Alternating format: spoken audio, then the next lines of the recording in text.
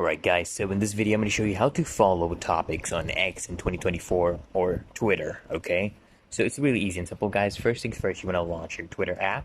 Now usually what used to happen guys, okay, you used to have the topic section right here between monetization and setting and support. These are not there anymore, so we don't have topics anymore actually, but you can join spaces, okay? You can join spaces, the different spaces, you can join them.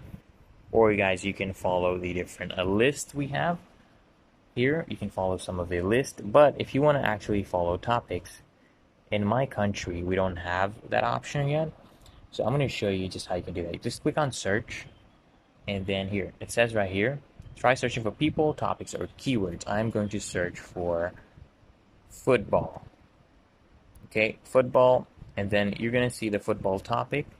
For you, usually you'll see the topic, and you just want to follow the topic itself, and when there's a tag with football, then you'll see the topic guys. So that's pretty much it guys. Otherwise, if it's not available in a country, just follow these lists, or you can follow some of the top pages, okay? Literally that easy and simple guys. If this video helps, make sure you like, comment, and of course guys, make sure you subscribe right here to Ninja Guides.